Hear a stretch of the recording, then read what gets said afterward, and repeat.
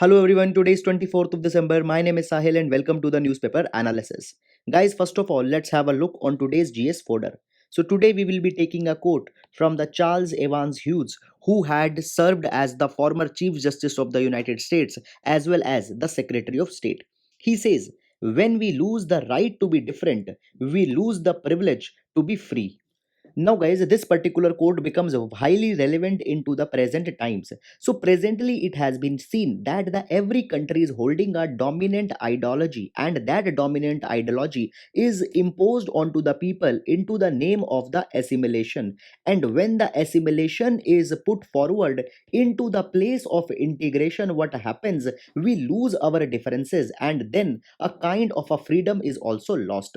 Now, guys, when we talk about the integration versus assimilation, assimilation means forcefully imposing onto another people a kind of a set of beliefs, a kind of a viewpoint, and mainstreaming those people into one kind of a belief.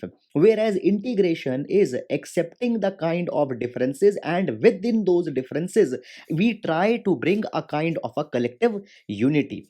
Now, guys, presently, if you will be seeing all around the world, even into the India, the right wing groups are trying to impose a kind of an assimilation, and they are taking away the privilege to be different. And this particular thing, therefore, becomes very much relevant into the present times.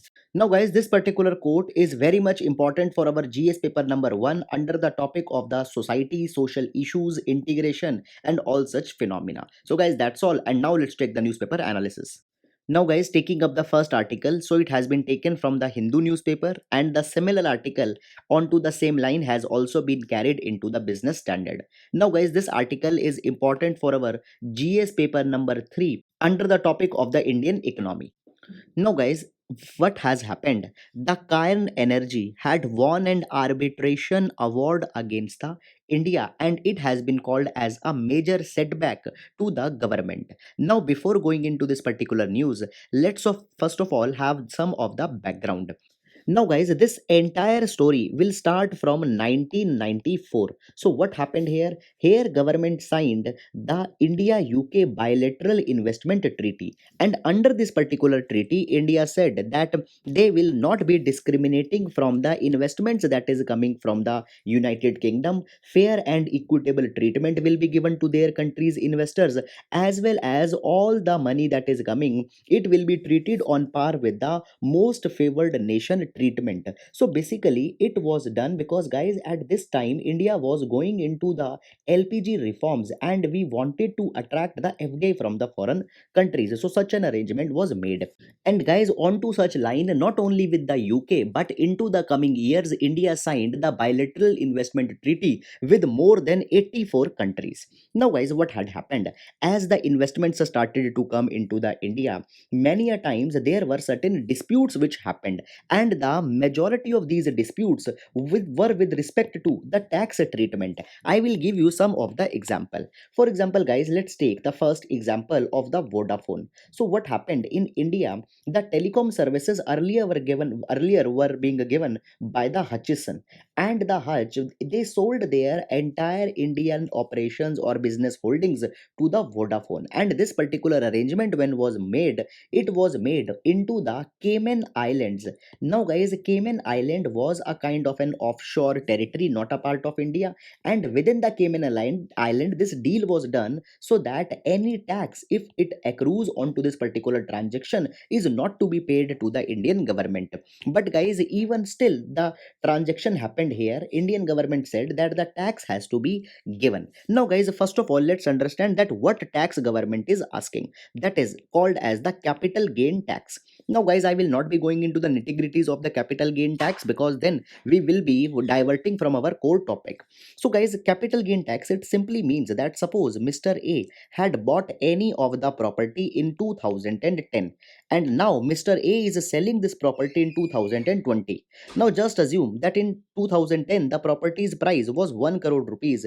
Today it is being sold at 10 crore rupees. So in between there is the 9 crore rupees profit. So onto this 9 crore rupees the capital gain tax will be asked. Now guys, there can be the variants of the capital gain tax, that is the short term capital gain tax, there can be the long term capital gain tax. So what is the amount or what is the procedure, will not go into that thing deliberately. So guys, government asked the tax from the Vodafone. Then guys, similarly there was the Cairn Energy, which was also doing the business in India. Now guys, in 2006 and 7, the Cairn UK transferred some of the shares of the Cairn India holding to the Cairn India, which was doing the operation here. Now guys, government of India here contended that because of this particular arrangement, the capital gain tax has been accrued, and guys, for this particular matter the tax penalty was charged up to be around 24,500 crore rupees. Now guys, Cairn Energy refused to pay this particular thing,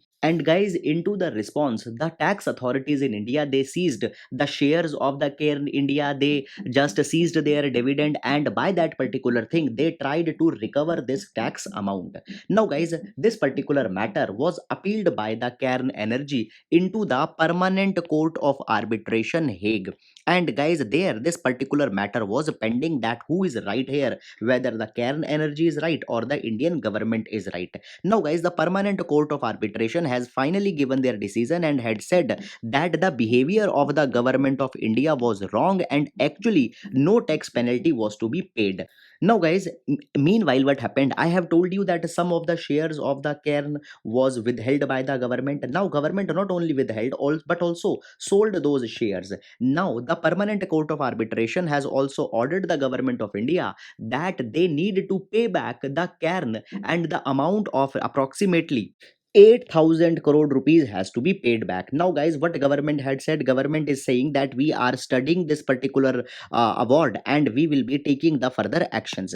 Now guys, what lies ahead, see, if I tell you, actually earlier the into Vodafone case also Indian government was defeated, and it was said that the Vodafone also need not to pay anything. Now guys, into the Cairn also the government has been defeated. So basically it has been said that Indian government should not take any of the action onto this particular thing and should accept the award, because it will be preserving the good business sentiments into the India, and if unnecessarily the government will meddle into this particular matter, it will not be sending the good signals to the international investors, and right now we are direly needing such kind of investors in India.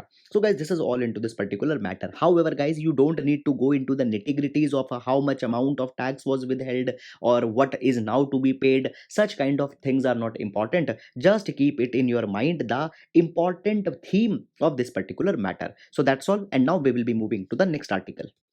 Now guys, this particular article has been taken from the Mint newspaper, and it is important for the GS paper number 2. Now what has happened? India had proposed that India will use the government food stock to fight the global hunger.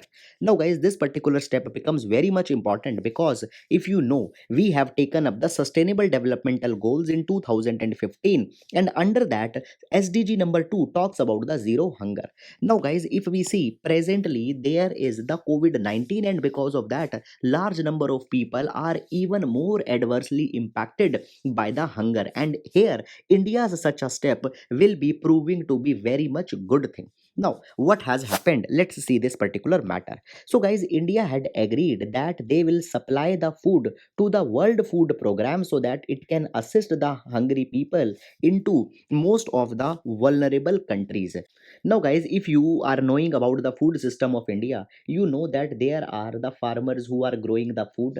Now as they grow the food, that particular food is sold at the MSP to the Food Corporation of India, and Food Corporation of India stores that food into the FCI godown. Now guys, this particular food is the buffer amount of food that is kept, and a part is given to again back to the people via the public distribution system. But guys, even after giving the food via the PDS, there is still large amount of buffer food stock which is always left, and many a times these buffer food stock, it gets rotten because of the poor storage and all such kind of thing. Now guys, occasionally India diverts such kind of food to the vulnerable countries, and via various other schemes also give such food. Now guys, what has happened into the past few time, India has banned the shipment of rice and wheat. It is not exporting. And guys, as a majority of this particular export was being given to the World Food Program, now World Food Program is into a crisis, and World Food Program had asked the India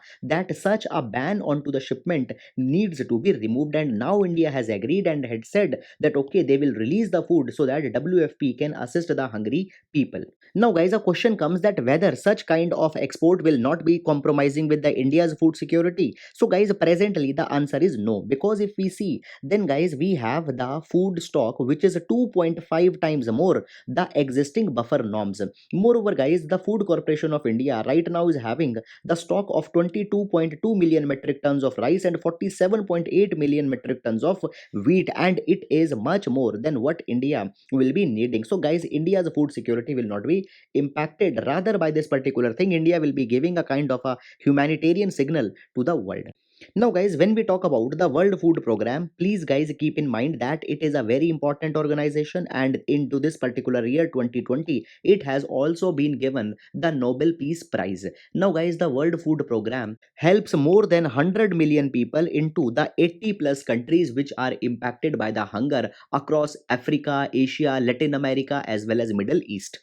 And guys, further if we talk about the structure of the World Food Program, then it is under the United Nation, and the headquarter of the WFP are into the Rome, Italy. So that's all guys about this particular article, and now we will be moving to the next article.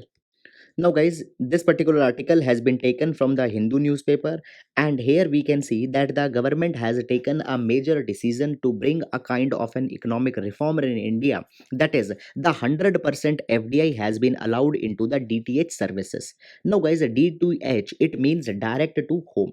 Guys, when we talk about a DTH, it is the cable network or cable TV that you are seeing. Now guys, first of all, let's understand the structure of this DTH, how it operates.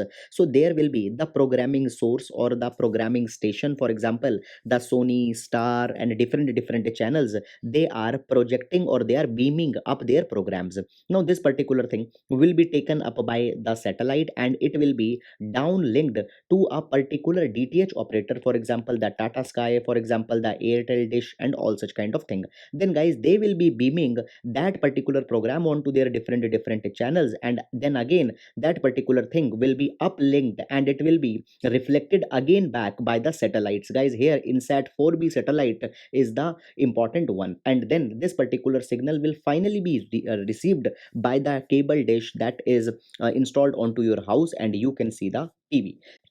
Now guys, into this particular direction large money is to be spent, and government had said that for such kind of thing the FDI up to the tune of 100% has been allowed. Earlier this limit was 49%. It means that suppose if any foreign country or they want to start their DTH service in India, they can hold only 49% of the share, and rest 51% was to be collaborated with any Indian kind of company. Now guys, along with this particular thing, some other decisions have also been taken, and that is with respect to the licenses which has been given. Now guys, it has been said that the license for the DTH will, earlier they were for the 10 years, but now they will be issued for the 20 years, and there will be a provision for the renewal after the 10 years. And the guys, the fees that has to be paid to the government, that will be paid on to the quarterly basis. Now this particular thing is good into the liberalization of the entertainment in India, and guys, we can utilize it in our GS paper number 3.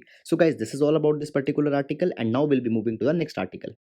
Now guys, this particular article has been taken from the Business Standard, and here a very good reference has been given which you can directly utilize into the GS paper number 4 into the topics of the corporate governance, which has been mentioned into the topic number 6. Now guys, what has happened?